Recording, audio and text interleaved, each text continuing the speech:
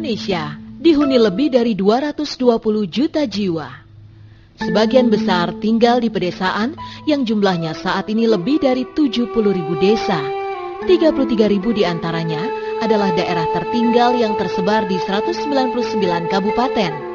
Sebarannya meliputi 58 kabupaten di Sumatera, 123 kabupaten di kawasan timur Indonesia, dan 18 kabupaten di Jawa dan Bali. Penyebab ketertinggalan tersebut umumnya karena sumber daya alam yang minim, SDM yang terbatas, transportasi yang sulit, komunikasi yang terbatas, atau daerah yang terisolir. Kementerian Negara Pembangunan Daerah Tertinggal diserahi tanggung jawab oleh pemerintah untuk mengentaskan daerah tertinggal. Ya, Indonesia ini merupakan negara kepulauan dengan penduduk 237,6 juta jiwa dan lebih dari 13.466 pulau yang tersebar dari Sabang sampai Merauke dan Pulau Miangas hingga dengan Pulau Rote. Maka masalah yang kita hadapi lebih awal adalah masalah yang terkait dengan connectivity atau keterhubungan, karena daerah kita merupakan kawasan kepulauan. Nah, untuk itu tantangan yang tentu seiring dengan masalah yang dihadapi yang terkait dengan keterhubungan atau connectivity adalah adanya disparitas ataupun kesenjangan wilayah. Dalam konteks ini, Kementerian Pembangunan Tertinggal ikut di dalam upaya untuk mengembangkan PNPM melalui kegiatan P2DTK, di mana ini bagian dari upaya pemerintah untuk peningkatan kesejahteraan masyarakat, baik itu infrastruktur, pendidikan maupun kesehatan.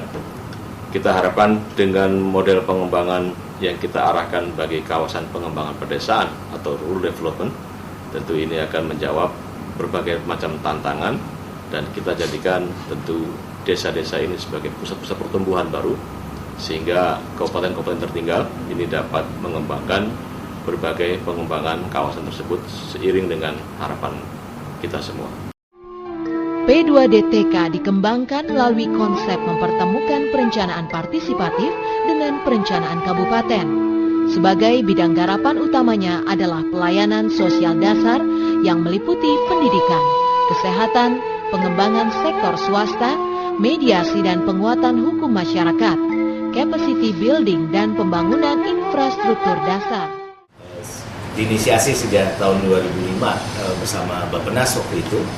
Dan intinya adalah bagaimana kita mencoba untuk melakukan percepatan pembangunan daerah tertinggal melalui program P2DTK yang meningkatkan kinerja kelembagaan di daerah tertinggal, kemudian bagaimana participatory planning proses, percepat pelayanan dasar di daerah tertinggal melalui penyediaan sarana prasarana kesehatan, pendidikan, kemudian transportasi dan sebagainya melalui pola blok grant yang dilakukan di beberapa daerah tertinggal.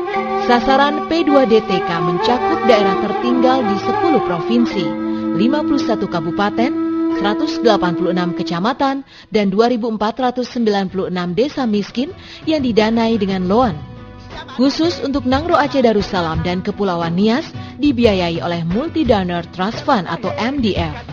Ini salah satu mekanisme di mana sebenarnya masyarakat bisa langsung menerima manfaat dari pemerintah daerah, apakah itu membangun jalan atau membangun MCK atau membangun jembatan. Itu sangat-sangat penting sebagai salah satu sumbangan kepada kemiskinan di daerah. Program P2DTK dikembangkan melalui mekanisme perencanaan partisipatif mulai dari tingkat dusun, desa, kelurahan, dan perencanaan di tingkat kabupaten. Untuk selanjutnya, hasil perencanaan tersebut diimplementasikan oleh masyarakat maupun dinas-dinas di kabupaten. Yang dirasakan lain dari yang lain karena masyarakat ikut secara partisipatif dalam pelaksanaan P2DTK, mana mereka ikut merencanakan, ikut melaksanakan, dan ikut mempertanggungjawabkan.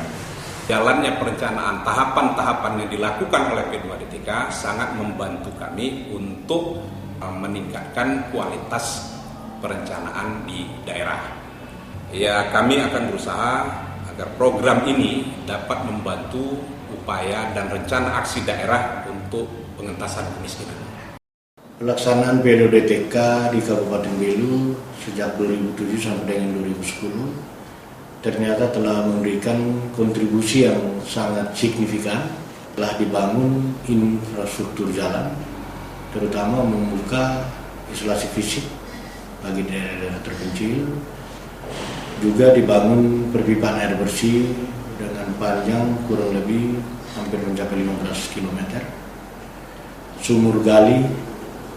Juga di bidang kesehatan dibangun posyandu maupun polindes. Di bidang pendidikan dibangun tambahan ruang kelas bagi sekolah-sekolah dasar di daerah terpencil. Di samping itu ada juga pemberian makanan tambahan untuk anak-anak sekolah dan pelatihan sumber daya manusia di Kabupaten Belu. Banyak manfaat yang kami sudah dapatkan secara khusus di bidang pendidikan dan bidang kesehatan. Di samping kiri kanan saya adalah para camat dan tokoh masyarakat yang menikmati secara langsung keberadaan program PDODTK, dan kami juga didampingi oleh tim dari provinsi, dan kami harapkan program ini bisa berkelanjutan dan masyarakat Timur Tengah Selatan dan pemerintah siap untuk mendukung. Berbagai kemajuan yang dicapai itu merupakan proses awal pembangunan daerah tertinggal yang cukup mendapat apresiasi positif dari masyarakat. Sebelum Polindes ini didirikan, saya melakukan pelayanan kesehatan di kantor desa. Sekarang dengan adanya bangunan ini, saya melaksanakan pelayanan kesehatan di Polindes. Banyak manfaat Poskesdes dibangun di desa kami ini. Masyarakat lebih mudah menemukan tempat fasilitas kesehatan karena terletak di tengah-tengah lingkungan masyarakat. Terima kasih P2DTK atas pembangunan Poskesdes di desa kami. Terima kasih P2DTK.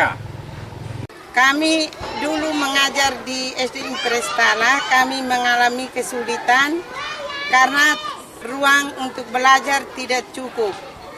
Tapi setelah kami mendapat bantuan dari P2DTK, 2 ruang yang baru, kami merasa senang karena guru dan anak-anak aman untuk mendapat pelajaran di kelas. Terima kasih banyak kepada P2DTK. Terima kasih P2DTK. Ami Hosu, terima kasih Bab P2DTK mak bantu Ami Uma sekolah bodik Ami Hanorin. Terima kasih P2DTK. Kami dulu belajar tidak tenang karena bangkunya goyang-goyang, meja pun telah rusak, dan kadang-kadang kami bisa duduk satu bangku berdua karena bangkunya tidak cukup. Jadi sekarang kami telah mendapatkan bantuan dari P2DTK untuk belajar dengan tenang, dan bangkunya serta mejanya sudah bagus sehingga kami belajar tidak seperti dulu lagi. Dulunya mungkin kita orang dari biasa, hanya dari desa. Jadi setiap 6 kali 4 desa, 20 orang. Dari perkumpulan itu kami bikin seperti ini dari pelajaran dari PDODTK hanya 1 minggu. Mungkin. Dari 1 minggu itu kami bisa bikin ini. Hanya pelatihan ini aja. Dan ini salah satu contohnya yang merupakan hasil olahan dari P2DTK ini.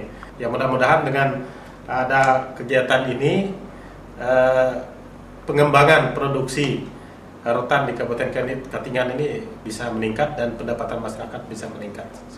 Dengan adanya bantuan pasar ini sangat membantu masyarakat berbelanja, tidak lagi mengeluarkan biaya sewa taksi, Pak, sewa taksi 10.000. Jadi pergi pulang itu harus memberi biaya lagi 20.000, Pak. PP-nya, biaya PP-nya. Jadi kami sangat membantu, kami bisa berbelanja di sekitar jarak rumah yang cukup dekat, tidak perlu lagi lebih dari apa yang sudah dianggarkan dalam rumah tangga itu, Pak. Yang dulunya poso ini boleh dikatakan konflik ya, Pak. Tapi setelah ada upaya-upaya dari P2DTK untuk mempersatukan kembali, meredam kembali situasi yang pernah terjadi di Kota Poso ini, dilaksanakanlah satu olahraga ada volleyball putri, sepak bola dan lain sebagainya jenis olahraga, sehingga tidak ada lagi yang mengatakan, oh saya kelompok ini, saya kelompok ini. Menyatu kembali Pak, kami bisa damai, aman, bersahabat kembali dan akrab kembali. Keberhasilan yang telah diraih tersebut sangatlah membesarkan hati. Namun Kementerian Pembangunan Daerah Tertinggal masih dirasakan perlu melanjutkan pola P2DTK tahap awal ini sebagai pelembagaan pola pembangunan daerah tertinggal yang akan dilanjutkan dengan program P2DTK fase 2. Nah, untuk kedepannya kita memang berharap bahwa P2DTK ini bisa menjadi instrumen utama yang bisa kita tindak lanjuti mulai tahun 2012 ke depan. Karena itu KPDT sebetulnya saat ini sedang menyiapkan rencana untuk mengusulkan kelanjutan dari SPADA yang berorientasi pada pertama adalah penguatan kelembagaan yang kita akan coba lakukan melalui pendekatan ataupun instrumen baru yang disebut dengan bedah desa. Jadi bedah desa itu sebetulnya esensinya adalah program percepatan pembangunan kawasan pedesaan terpadu. Nah, itu salah satu instrumen. Kemudian yang satu instrumen lain yang akan juga masuk di dalam SPADA 2 adalah bagaimana kita juga bisa meningkatkan, mempromosikan investasi dari sisi PRUKAP, istilahnya produk unggulan kabupaten, yang namanya Aceh IDFF, program yang cukup berhasil dalam memperkuat aspek investasi sebetulnya dari produk-produk unggulan dalam hal ini.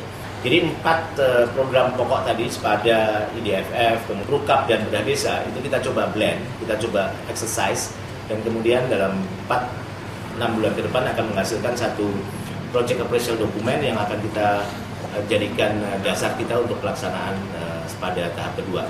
Adapun fokus program P2DTK fase 2 lebih ditekankan pada investasi dan lembaga keuangan mikro, pengembangan lahan usaha, dan infrastruktur transportasi antar wilayah.